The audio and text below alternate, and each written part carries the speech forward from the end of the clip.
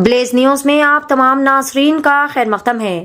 آئیے ناظرین بڑھتے ہیں آج بروز چہارشنبہ بتاریخ 4 مارچ کی دیش اور دنیا سے جڑی چند اہم خبروں کی جانب۔ بھکت آگ کے گڑھے میں گر پڑے، 10 بھکت ہوئے شدید طور پر زخمی۔ تلنگانہ کے ضلع نلگنڈا میں پیش آیا دلخراش واقعہ۔ ضلع نلگنڈا کے ویمولاپلی منڈل کے آمنگل میں واقع شری پاروتی رام لنگیشور سوامی کے کلیان اتسو میں ایک دلخراش واقعہ پیش آیا۔ چہارشنبے کی علل صبح جب بھکت آگ کے گڑھے اگنی گنڈم کو پار کر رہے تھے تو ایک دوسرے کو دھکا دینے لگے۔ اس دوران کئی سارے بھکت آگ کے گڑھے میں گر کے شدید طور پر زخمی ہو گئے۔ وہاں پر موجود فوری طور پر پولیس اہلکار چوکس پر ہو گئے اور آگ میں گرنے والوں کو باہر نکالا۔ تقریباً 10 افراد زخمی ہوئے۔ پولیس نے زخمیوں کو سرکاری اسپتال بھی منتقل کیا۔ شہر حیدرآباد میں لگی بھیانک آگ، گیس سلنڈر پھٹ پڑے، 18 دکانات جل کر ہوئی خاکستر۔ شہر کے علاقے باچوپلی میں منگل کی رات دیر گئے مہیب آتش زدگی کا واقعہ پیش آیا۔ مین روڈ کے کنارے کئی ساری فرنیچر کی دکانیں آگ کی نذر ہو گئی۔ اس واقعے میں تقریباً 5 کروڑ روپے کا مالی نقصان ہوا ہے۔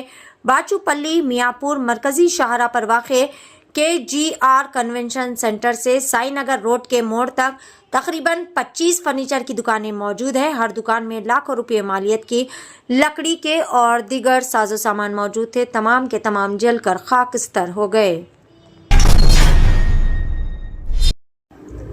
تل ابیب پر ایرانی میزائل حملہ، 7 اسرائیلی زخمی، گاڑیوں کو پہنچا شدید نقصان۔ منگل کی شام تل ابیب پر ایک ایرانی میزائل گرنے کے نتیجے میں کم از کم 7 اسرائیلی زخمی ہو گئے۔ ذرائع کے مطابق اس بات کی تصدیق کی گئی ہے کہ ایک میزائل تل ابیب کے مشرقی علاقے بنی براک میں جا گرا، جس کے نتیجے میں 7 افراد زخمی ہوئے جبکہ گاڑیوں اور عمارتوں کو شدید نقصان پہنچا ہے۔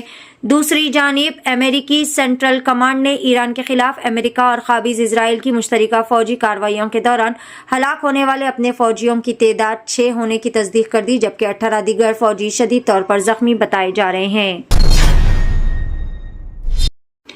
کل بتاریخ 5 مارچ بروز جمعرات سے 10ویں جماعت کے ہال ٹکٹ ہوں گے جاری۔ 3 طریقوں سے دستیابی کا انتظام کیا گیا ہے۔ Telangana board of secondary education کی جانب سے 10ویں جماعت کے سالانہ امتحانات سال 2026 کے لیے ہال ٹکٹ جمعرات کو جاری کیے جائیں گے۔ اس سال طلباء کی سہولت کو مد نظر رکھتے ہوئے ہال ٹکٹ حاصل کرنے کے لیے 3 مختلف طریقے فراہم کیے گئے ہیں۔ مزید یہ کہ اسی دن پرنٹ شدہ ہال ٹکٹ ریاست بھر کے متعلقہ اسکولز کو بھی پہنچا دیے جائیں گے، جہاں سے طلباء اپنے ادارے کے ذریعے ہال ٹکٹ حاصل کر سکیں گے۔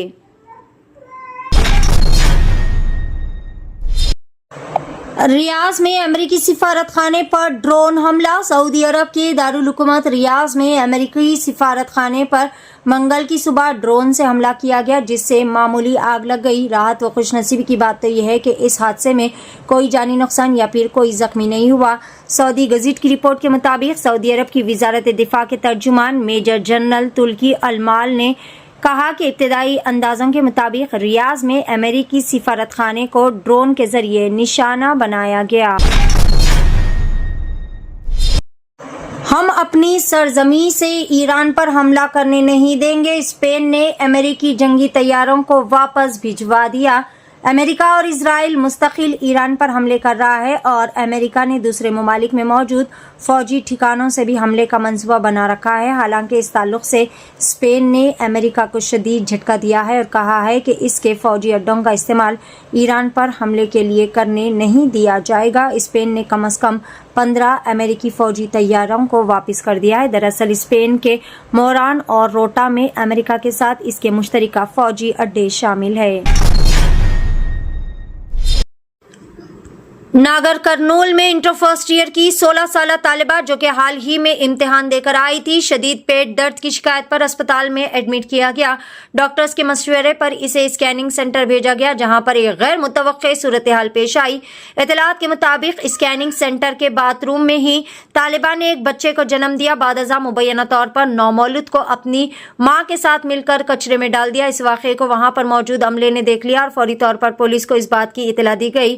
متاثرہ طالبہ کستوربا گاندھی بالیکا ودیالیہ میں زیر تعلیم بتائی جا رہی ہے۔ واقعے کے منظر عام پر آنے کے بعد علاقے میں شدید تشویش اور سنسنی کی فضا قائم ہو گئی۔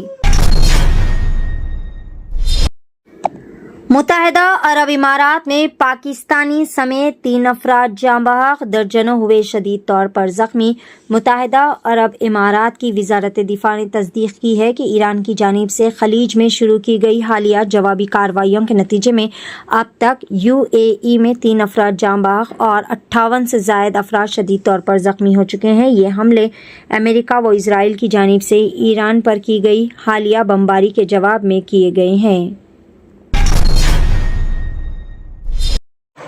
ایران نے اسرائیل کے خلاف ہائی پاور میزائل استعمال کرنے شروع کر دیے۔ ایران نے اپنے سپریم لیڈر آیت اللہ خامنئی کے انتقال کے بعد دشمن کو نشانہ بنانے جدید اور انتہائی طاقتور میزائل سسٹمز استعمال کرنا شروع کر دیے ہیں۔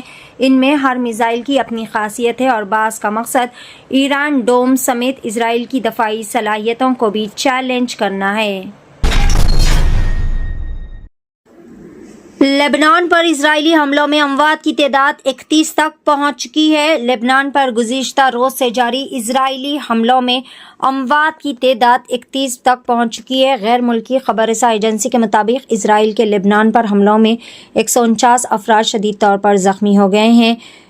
سرکاری میڈیا کا کہنا ہے کہ لبنان کے وزیر انصاف نے اسرائیل پر راکٹ فائر کرنے والوں کی گرفتاری کا حکم جاری کر دیا ہے۔ واضح رہے کہ گزشتہ روز حزب اللہ نے ایران کے سپریم لیڈر آیت اللہ خامنئی کی امریکہ و اسرائیلی حملے میں شہادت کے بعد اسرائیل کے خلاف حملوں کا اعلان کرتے ہوئے اسرائیل کے شہر حیفا میں میزائل داغے تھے۔ ناظرین، یہ تھی بلیز نیوز کی دیش اور دنیا سے جڑی چند اہم خبریں۔ خبروں کا سلسلہ آگے بھی جاری رہے۔